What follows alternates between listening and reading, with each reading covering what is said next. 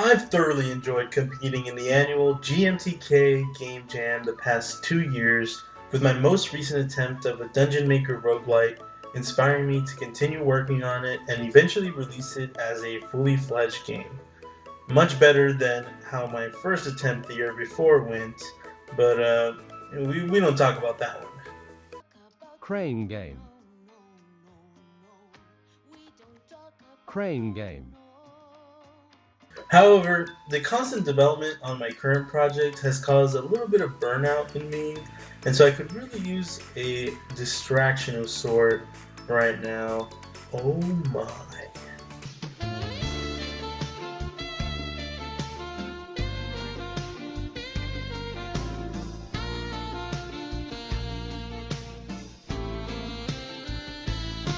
Needless to say, I have decided to join the 2024 Texas Game Jam pretty spontaneously, and I'll be working with a friend who's a great digital artist who will be in charge of the artwork while I focused on the programming.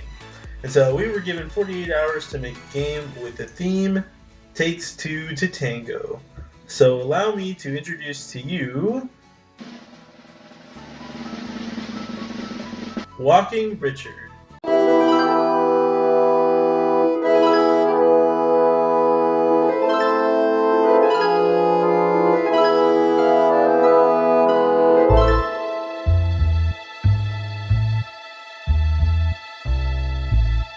Walking Richard is a challenging platformer, to say the least, where you control a man named Richard who cannot see, and so your POV is from that of your service dog, Tan. And so the two of you are tethered and move in tandem with a slight buffer, and this has loads of inspiration from some other games like Chained Together or Pico Park. However, this game in particular has one major flaw. Did you spot it? Let me zoom in for a sec.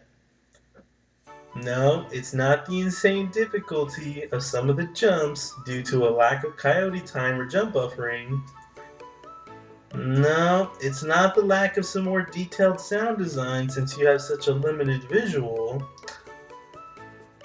No, it's not. Okay, well anyway, you get the picture. I'll just tell you.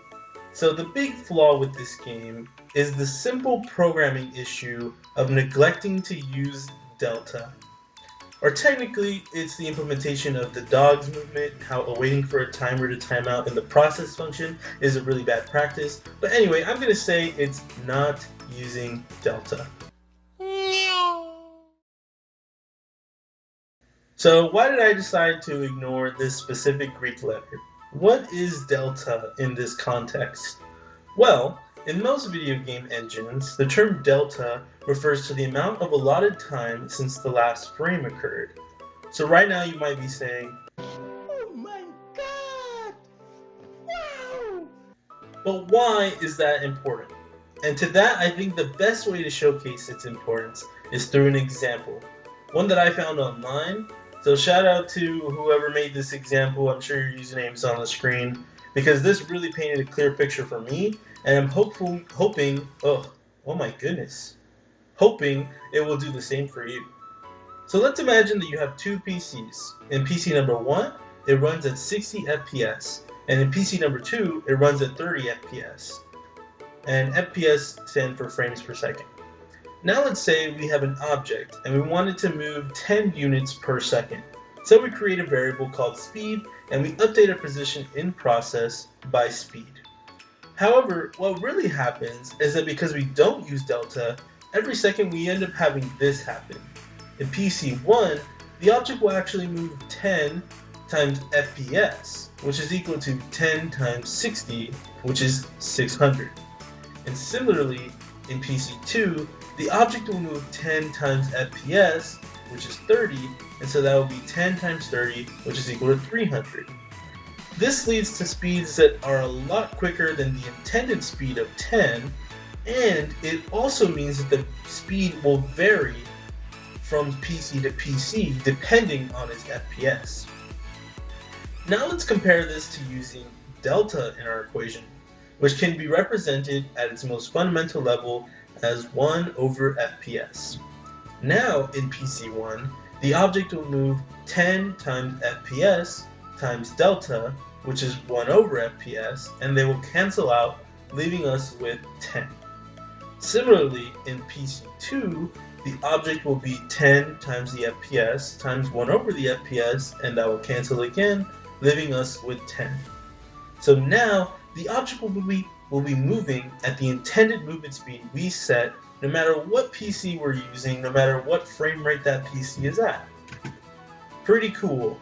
As for how this relates to my game's dilemma, let's talk about the bug that would happen during gameplay. The problem was that when the players tried to move, the player would move significantly faster than the dog, or when they would jump, the player and the dog would jump at different heights. Since the dog is on a 0.1 second delay from the player, this meant that what was actually happening under the hood, every time there was an input, the player would move its current speed times the current FPS, which will be a number, while the dog would move its current speed times the current FPS times 0.9, since it loses out on that first 0.1 second, which, with the variables being set to 50 and 60 respectively for both the dog and the player, meant that the player was moving an extra 300 units every single input. This big difference meant that running the game on any PC with a different frame rate than the one that I coded the game on would cause the bug, and it would unfortunately render the game basically unplayable, since you have a character that's moving super quickly and the camera is not following them since it's tied to the dog, and this would lead to a pretty bad time controlling the game. It was definitely an unfortunate turn of events to say the least, and that it could have been easily resolved had I had an implementation of a simple times delta.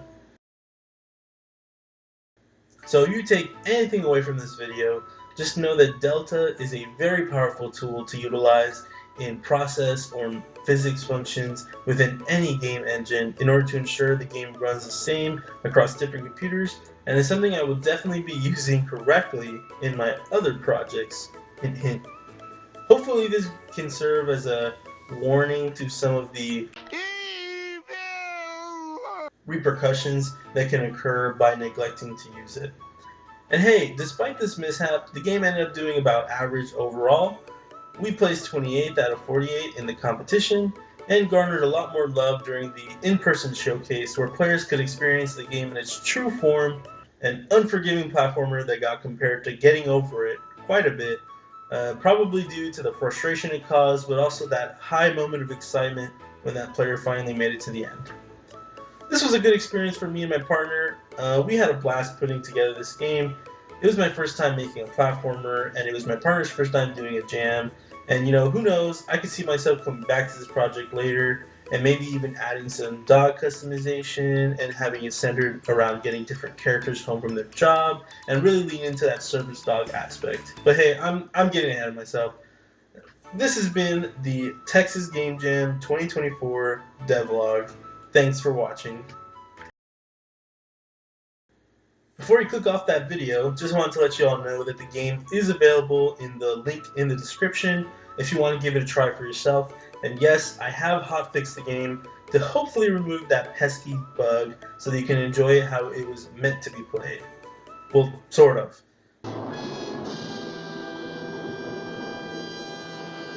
You see, actually implementing delta would require changing so many variables and values that I used throughout the game since I didn't use it from the start, and I don't really have the time to do that right now, so I kind of just got rid of the delay between the player and the dog to allow them to move in sync, and hopefully this is an acceptable fix for now.